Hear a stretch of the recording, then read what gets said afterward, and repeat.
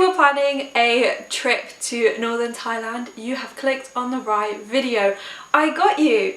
I got you! In this video I'm going to be sharing my top tips, recommendations for food, hostels, how much to budget, activities, things to do, things to see, and anything you might want to consider when you are travelling to Northern Thailand. Also, if you're planning a trip to Southern Thailand, I still got you, just not in this video. I will be making a second video with my advice and recommendations for Southern Thailand.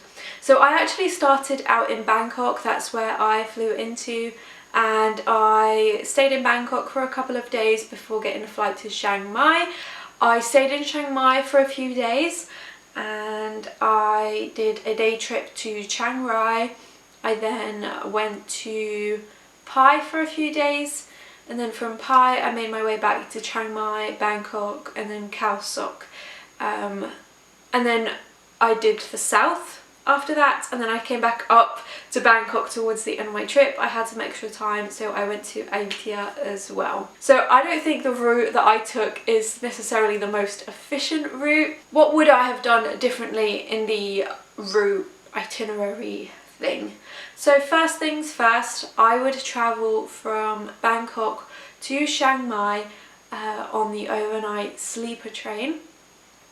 Partly because it's just an experience that I want to experience, you know. I feel like, especially if you're backpacking, it's the route that most people take. However, I left it quite last minute to book and I couldn't find any tickets anywhere. Another recommendation that I have for you is to make a stop to Ayutthaya on your way up to Chiang Mai. Ayutthaya is on the way from Bangkok to Chiang Mai, and it's one of the stops on the train.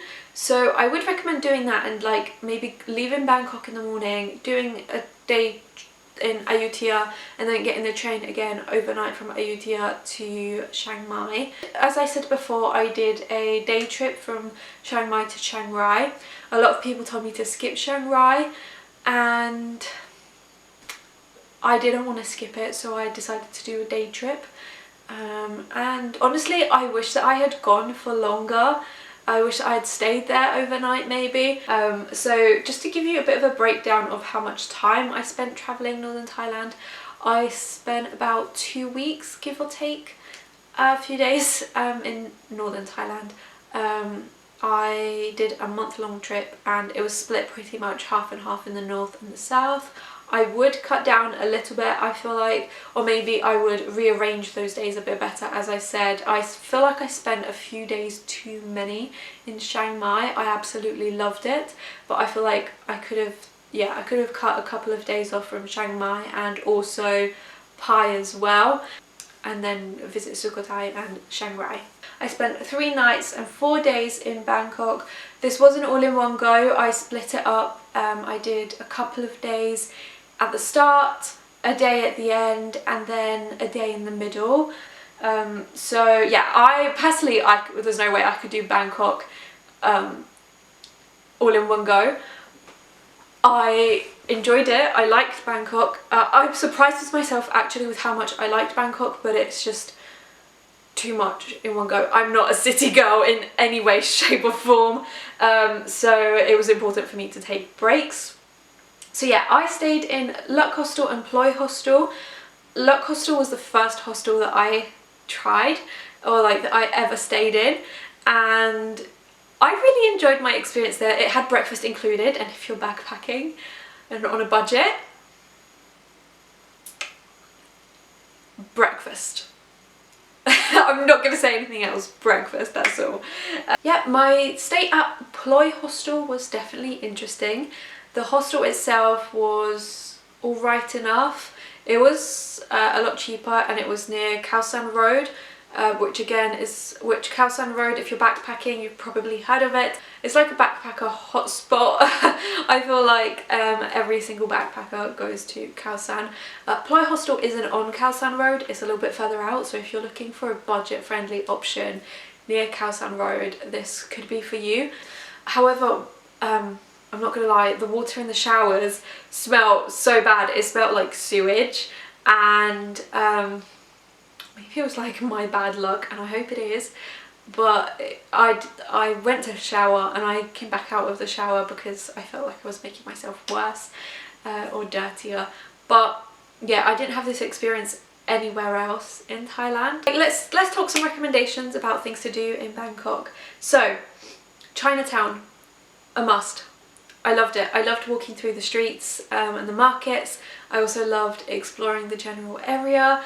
I would also recommend doing there's like a tour, I'll leave it in the description. It's a blog post and it's like a map of like, it's called like something like the only Bangkok street art tour you'll ever need, or something along those lines. My other favourite thing that I did in Bangkok was you could take like the boat, like a water taxi, I guess, just take it all the way down to the stream and like all the way back upstream again. I did that a few times and you get to pass some big monuments. There's like the Waterun temple. It's beautiful and it's a great experience. I loved it. So when you're backpacking, most backpackers tend to stay within the old town in Chiang Mai.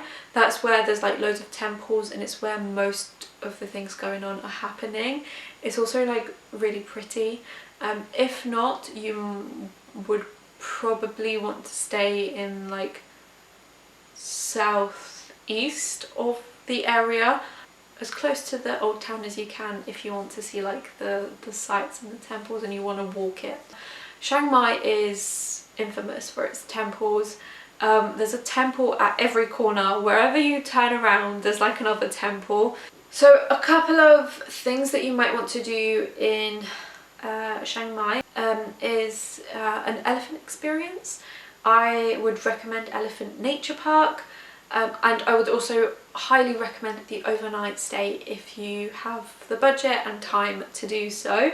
Another temple that I really enjoyed was Doi Suthep, and that is not in Chiang Mai. You have to get like a taxi. I got a red taxi. However, be prepared to spend a lot of time waiting for people to gather. Doi Inthanon day trip was really cool. Doi Inthanon is the tallest mountain in Thailand and the views are stunning. I mean, the summit itself isn't that breathtaking, gotta be honest, but there's a couple of hikes and then there's the twin pagodas. I said a couple of hikes. There's like hiking trails that you could do and waterfalls, and yeah, there's a bunch of things to do in the area. Near the park hostel was super cheap and it was in the old town. I had a bit of a shock. It felt kind of unsecure in ways. It was my second hostel and there wasn't like lockers for like my backpack or anything.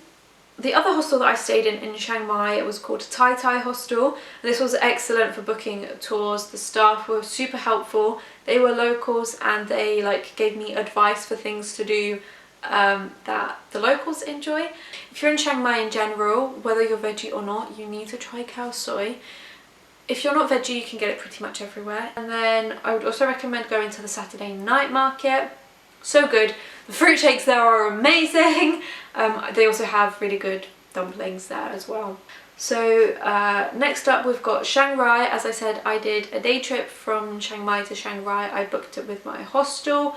I would have liked to have gone for a few days. I had a lot of mixed opinions about Chiang Rai, but I feel like I didn't get enough of an experience of it to be able to give you that opinion.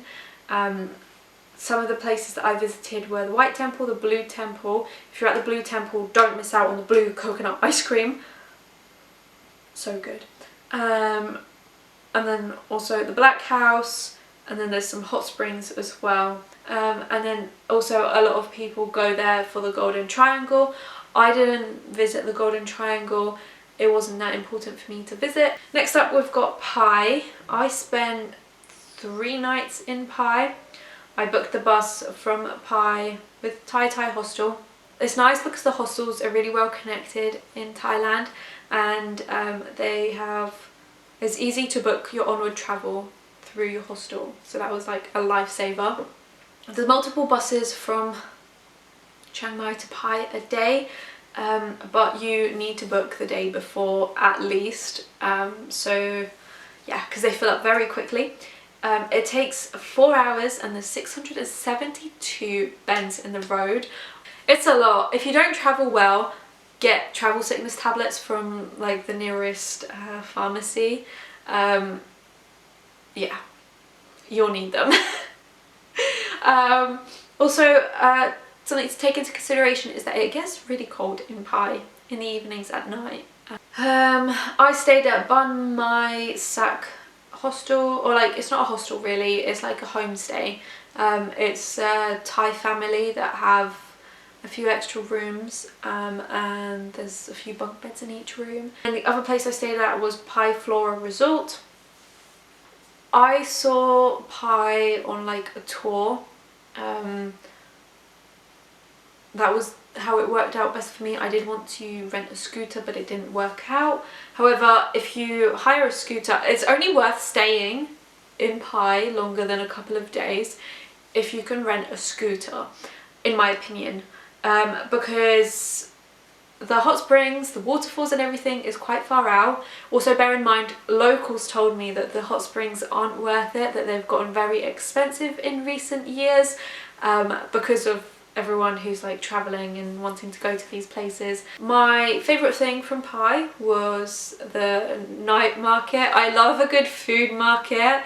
Like the street food in Thailand is chef's kiss, and also Pai Canyon was unforgettable. One of the best things that I've like ever done.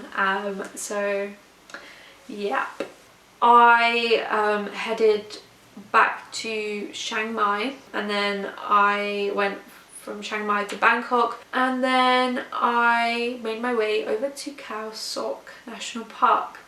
I think Khao Sok is classed as southern Thailand, so I'm not going to go into that in this video, but in the next one, well, whenever the southern Thailand video comes up, that's when I'll be talking about it. So yeah, I travelled around the south of Thailand for another 2 weeks, and then I headed back up to Bangkok to get a flight out of the country, but I had an extra day, so I went to Ayutthaya, which is a historical city. As I mentioned earlier, it used to be the capital of Thailand after Sukhothai and before Bangkok. And I'm so glad that I managed to go. If you're even considering it, do yourself a favour and just go. I would recommend getting a bike and cycling around.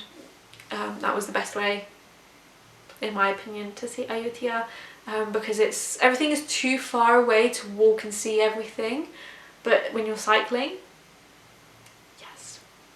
Some general tips for travelling Northern Thailand and Thailand in general is to book your train journeys and your bus journeys a few days in advance. I was trying to be super spontaneous in Thailand. It was something that I wanted to work on, like my spontaneity. And most of the time it was okay, but there was a few times where I should have booked in advance. Learning to ride a scooter before going would have changed my whole experience. So if you can, I would recommend it. Thailand ATMs are notorious for eating like bank cards, so I was terrified to use an ATM, but you should be okay if you use an ATM that is attached to a building, like a 7-Eleven maybe, or a bank that is open, because then if it does take your card, you can get someone to help you. As far as making friends goes, make the first step. Don't be scared. Everyone's there for a good time. Everyone is there to meet people. Well, not everyone, but a lot of people are. There are some people that like don't really want to meet people, or like maybe they're traveling in a group and they're not interested in making friends. But 90%, 95, 99% of people, even if they're in a group, will be happy to make friends. Also, I found that most of the time, when you're waiting for someone to talk to you, they're also waiting for you to talk to them to make friends. Okay, yeah, talk to the locals as well. Everyone is super sweet. Moving on, of course, don't forget the mosquito spray or bug spray in general. 50% DEET is what you need.